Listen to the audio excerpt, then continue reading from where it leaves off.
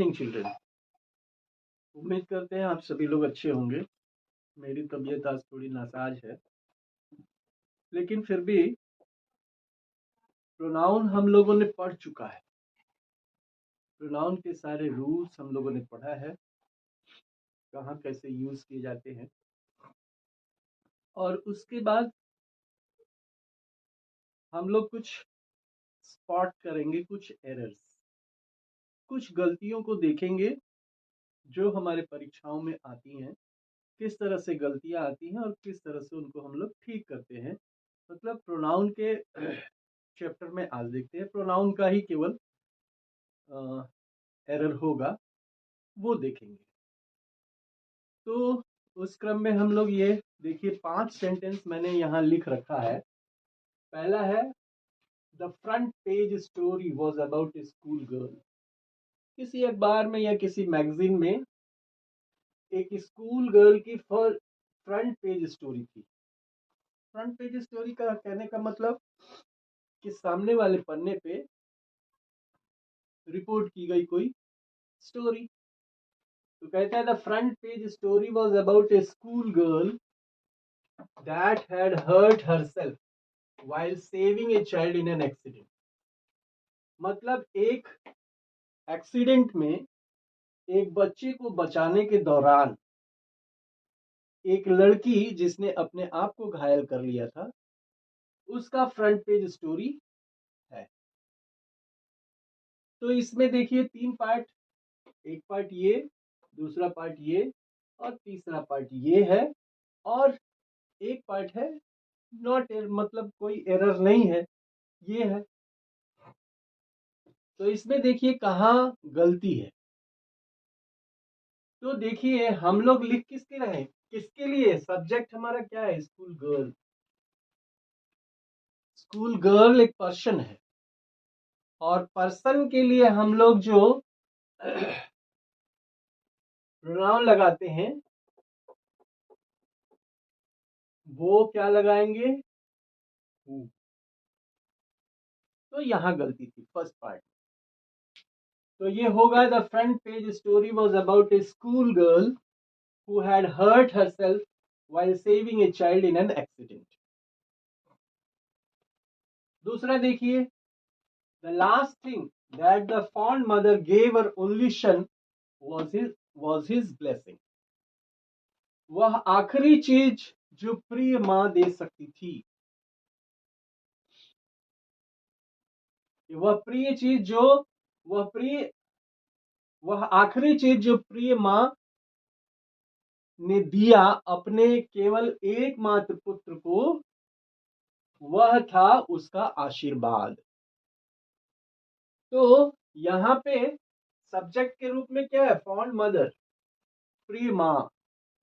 तो प्रिय मां ने जब अपना दिया, तो मां के लिए तो हम लोग हिज नहीं, क्या लगाएंगे, हर।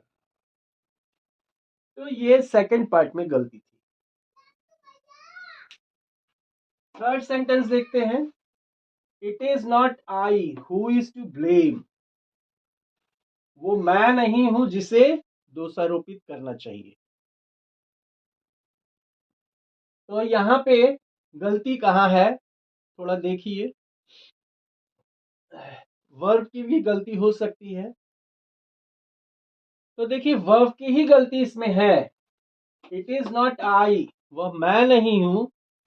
ये हु से पहले रिलेटिव प्रोनाउन से पहले जो एंटीसीडेंट आया है, उसके पहले जो सब्जेक्ट आया है, उसी के अनुसार यहाँ पे वर्ब होगा।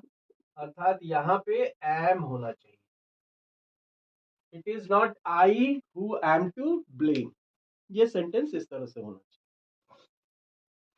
चौथा सेंटेंस देखते हैं, I shall avail of this opportunity to meet you there. मैं इस मौके का फायदा उठाना चाहता हूं। क्या फायदा उठाना चाहता हूं, कि आपसे वहां मैं मिल लूं। तो अवेल जो वर्ब है, अवेल के बाद एक रिफ्लेक्सिव प्रोनाउन होना चाहिए।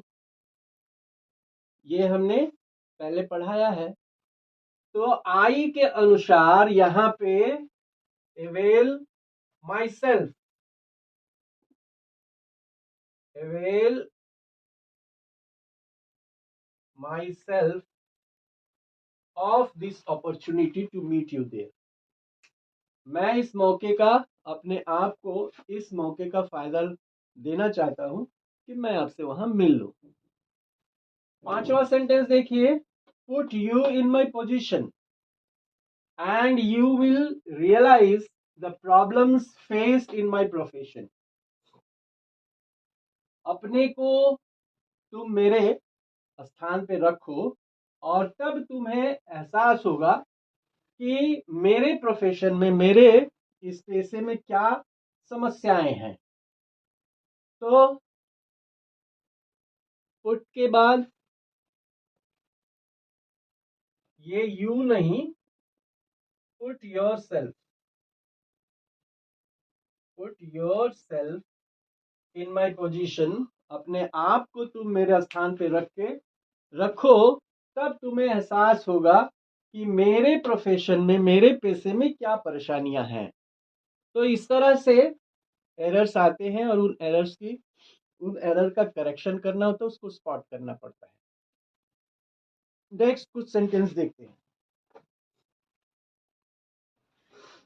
हाँ, तो 6 सेंटेंस देखते हैं बच्चों। Each of them has to understand their responsibility. तो ये प्रोनाउन पढ़ाने के दौरान हमने पढ़ाया था कि अगर ईच लग जाता है सब्जेक्ट तो उसके बाद सिंगुलर वर्ब और सिंगुलर प्रोनाउन का प्रयोग होता है। तो यहाँ पे जो देयर रेस्पॉन्सिबिलिटी है वो क्या हो जाएगा, हिज रेस्पॉन्सिबिलिटी। हम उनमें से सबको, प्रत्येक को समझना होगा अपनी उत्तरदायित्व को, अपने उत्तरदायित्व को। 7th देखते हैं। We are proud to announce that every one of us has earned a good name। हमें यह घोषणा करने में गर्व महसूस हो रहा है कि हम प्रत्येक ने अच्छा नाम कमाया है या प्रसिद्धि कमाई। तो यहां देखिए, एवरीवन, एवरीवन के बाद सिंगुलर वर्ब का प्रयोग करेंगे। Everyone of us has earned, ये दूसरा क्लॉज है, तो दूसरे क्लॉज में सब्जेक्ट के साथ एवरीवन लग गया। तो everyone of us has earned a good name, ऐसा होना चाहिए। He is the man whom I think committed the crime। यह वह आदमी है जिसको मैं सोचता हूं कि उसने अपराध किया है। तो यहां देखिए, ये जो है द मैन है और सब्जेक्टिव रूप में यूज हो रहा है, तो यहां पे हम लोग क्या यूज करेंगे, this is the man who I think committed the crime, ऐसा। He took his younger sister with himself। He took his younger sister with himself।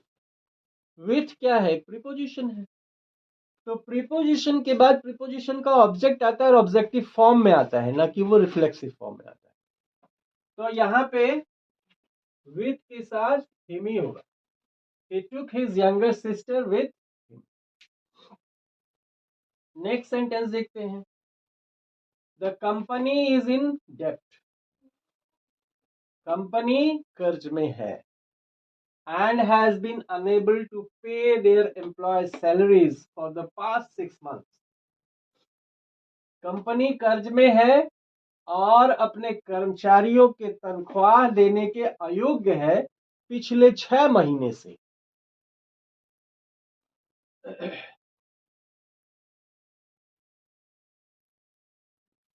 तो यहां पे देखिए, कंपनी चूंकि सिंगुलर नाउन है, तो वर्ब तो सिंगुलर है, टू पे देयर लग गया, टू पे देयर।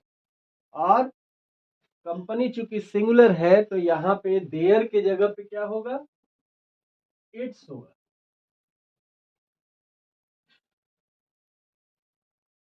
द कंपनी इज इन डेब्ट, सिंगुलर सब्जेक्ट है इसलिए वहां पे इट्स लगाएंगे। देयर लगता है लेकिन वो प्लूरल में लगता है, तो सिंगुलर सब्जेक्ट तो प्लूरल पॉसेसिव उसके लिए। नेक्स्ट सेंटेंस कुछ और देखते हैं।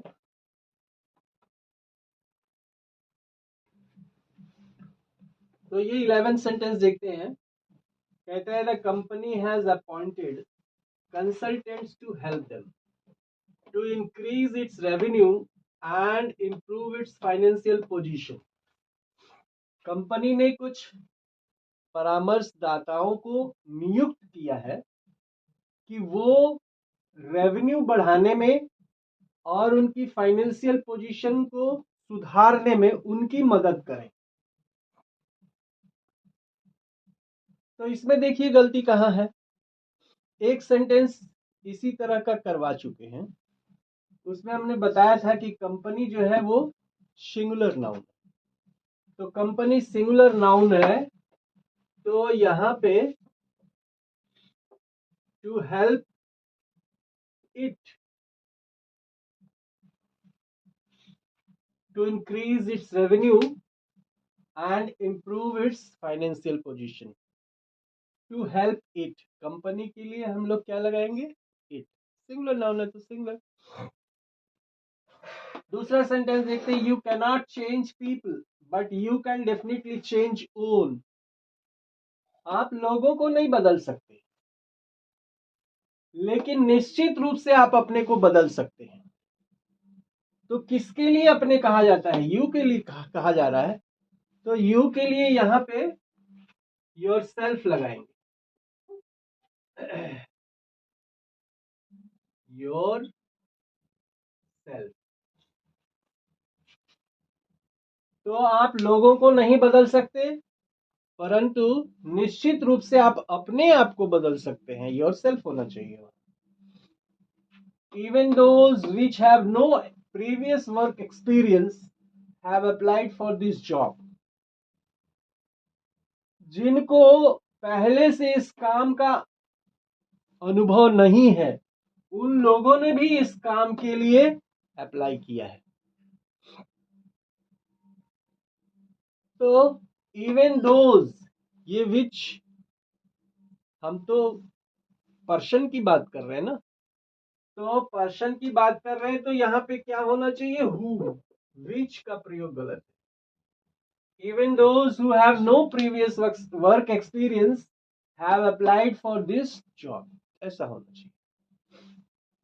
दूसरा सेंटेंस देखते हैं। He talked on phone for hours together who really irritated his parents a lot.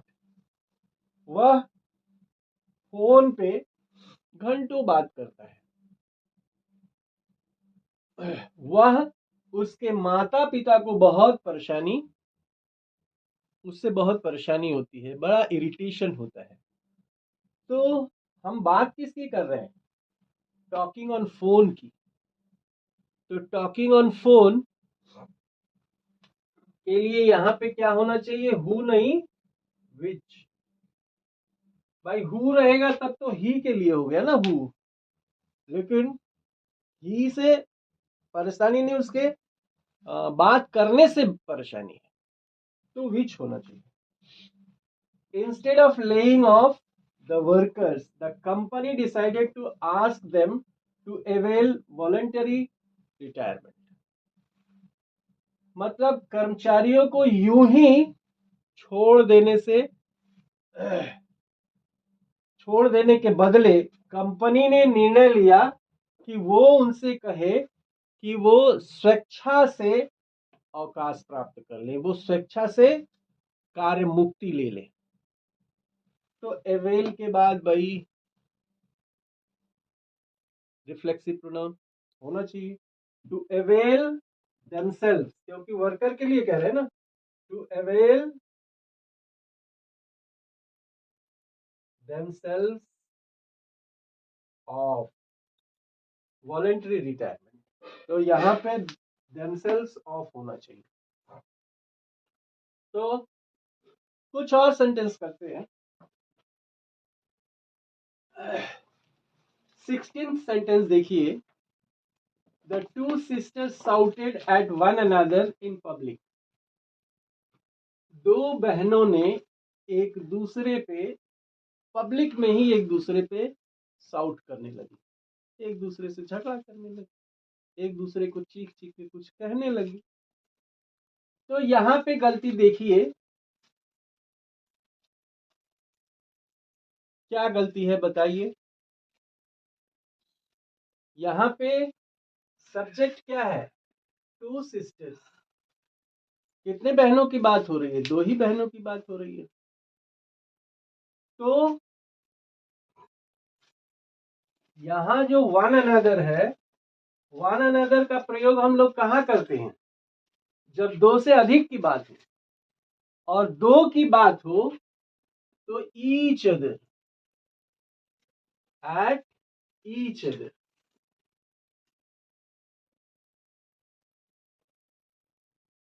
तो वन अनदर का प्रयोग नहीं होगा, यहाँ क्या होगा, टू ईच अदर।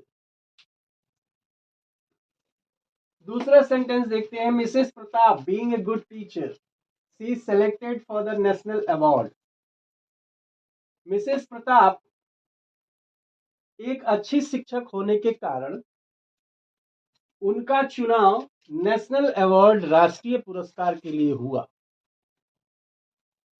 तो देखिए इस भाग में Mrs Pratap being a good teacher, Mrs Pratap को ही ये कहा जा रहा है, मतलब ये जो फ्रेज आया है ये मिसेस प्रताप के लिए ही आया है, यहां कोई वर्ब नहीं है। तो एक ही सेंटेंस में, इसी सेंटेंस में ये सी भी आया है, हमने मिसेस प्रताप भी लिखा और एक ही मतलब सब्जेक्ट में ही हमने ये नाउन भी प्रयोग किया और ये प्रोनाउन भी प्रयोग किया। तो Mrs Pratap a good teacher, being a good teacher, यहां पे ये प्रोनाउन नहीं होना चाहिए, ये यूं ही होना चाहिए, Mrs Pratap being a good teacher is selected for the national award. अच्छे टीचर होने के कारण मिसेस प्रताप को चुना गया है नेशनल अवार्ड के लिए। यहाँ पे ये प्रोनाउन सी गलत है यूज करना, क्योंकि एक ही वर्ब के लिए एक नाउन और एक प्रोनाउन, दो सब्जेक्ट हम लोग नहीं लगा सकते। अगला सेंटेंस देखते हैं, the poor man poisoned him and his own children. गरीब आदमी ने जहरखोरी की, स्वयं जहरखोरी की और अपने बच्चों को भी जहर दे दिया। तो पॉइजन के बाद, पीछे हम लोग पढ़े हैं कि पॉइजन के बाद हम लोग रिफ्लेक्सिव प्रोनाउन का प्रयोग करते हैं, तो हिमसेल्फ होगा। क्या होगा यहां, हिम नहीं होगा, हिमसेल्फ होगा।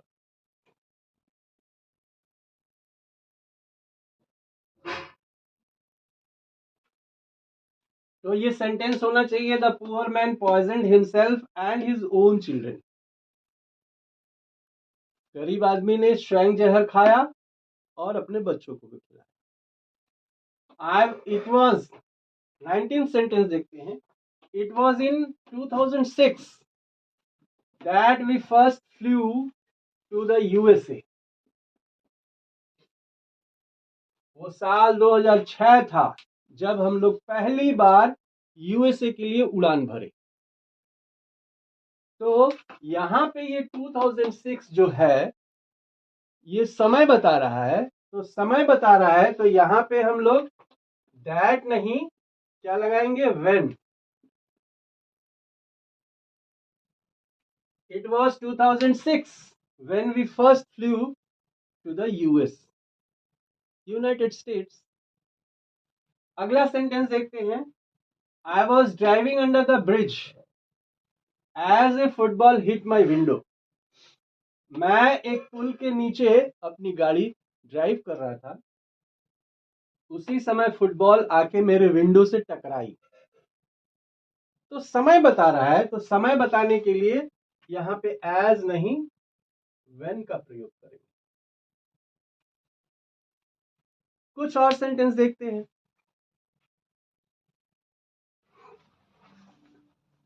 तो देखिए ये 21 sentence, many student have pass the IIT examination. IIT तो आप लोग जानते ही होंगे, सबका ख्वाब होता है आईआईटी में एडमिशन पा जाने का। तो इंडियन इंस्टीट्यूट ऑफ टेक्नोलॉजी। तो कहता है many student have pass the IIT examination. इसमें गलती कहाँ है देखिए, मेनी ये अगर लग जाता है तो सिंगुलर मानते हुए सिंगुलर वर्ब का प्रयोग करेंगे। तो many student has pass the IIT examination, यहां थी गलती। 22nd देखते हैं, it was me who was responsible for making all the arrangements for the successful competition of his studies। वो मैं था जिसकी जिम्मेवारी थी कि उसकी पढ़ाई के कंप्लीशन के लिए, सक्सेसफुल कंप्लीशन के लिए सारी व्यवस्थाएं करूं। मतलब जैसे पिता है, पिता की जिम्मेदारी होती है कि अपने पुत्र की पढ़ाई की व्यवस्थाएं समुचित रूप से करे, ये उसकी जिम्मेदारी होती है। तो वैसे ही ये सेंटेंस है, it was me who was responsible for making all the arrangements for the successful completion of his studies. तो ये इस तरह जो हम लोग लिखते हैं इट वाज, तो इट वाज के बाद यहाँ पे सब्जेक्टिव फॉर्म होना चाहिए, it was I who was responsible for making all the arrangements for the successful completion of his studies। I wonder why are you tinkering the wire, you might get a shock। मैं सोचता हूं कि क्यों तुम तार के साथ खिलवाड़ कर रहे हो, you might get a shock, तुम्हें शॉक लग सकता है।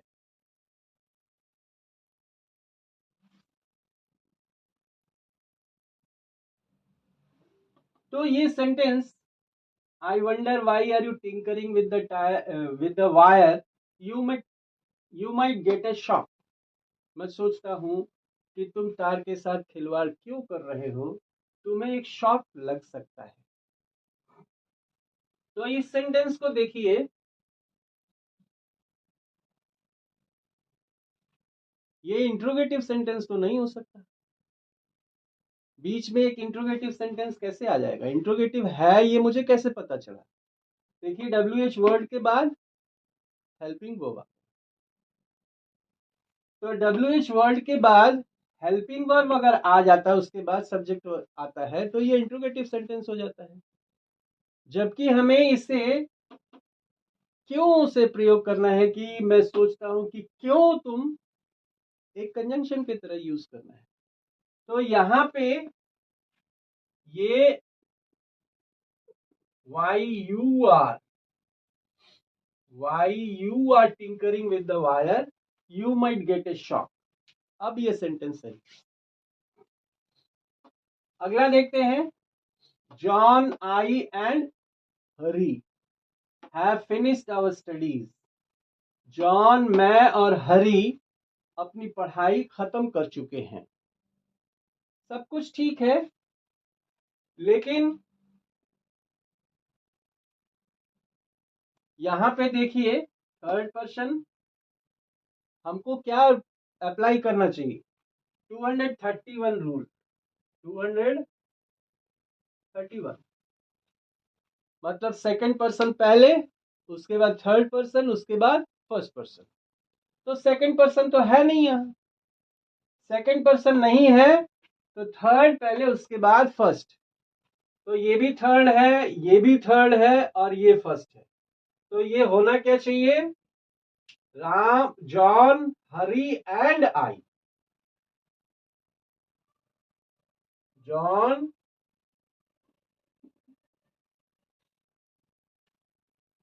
हरी एंड आई। ये इस क्रम में होना चाहिए। John, Hari and I have finished our studies. यहां देखिए, he doesn't know to swim, वो उसे तैरना नहीं आता, वो तैरना नहीं जानता। तो देखिए, ये नो, KNOW, नो, और वंडर, नो और वंडर के बाद WH वर्ड आना चाहिए। यहां देखिए, वंडर का यूज किया है मैंने, इसके बाद WH वर्ड आया है, तो यहां भी WH वर्ड आना चाहिए। तो ये ही डजंट नो, WH वर्ड में क्या आएगा? हाउ टू स्विम, कैसे तैरते हैं, या उसे नहीं पता तैरना, तो doesn't know how to swim. तो आज तबीयत बड़ी नासाज है, आज इतना रहने देते हैं, और अगले उससे हम लोग एडजेक्टिव पढ़ेंगे, क्योंकि अभी पार्ट्स ऑफ स्पीच पढ़ रहे हैं। पार्ट्स ऑफ स्पीच में हमने नाउन पढ़ा, उसके बाद प्रोनाउन पढ़ा, उसके बाद एडजेक्टिव पढ़ेंगे। नाउन और प्रोनाउन के बारे में बताने वाला जो वर्ड है उसके बारे में पढ़ेंगे, उसके रूल्स देखेंगे। सो आज के लिए इतना ही। Thank you.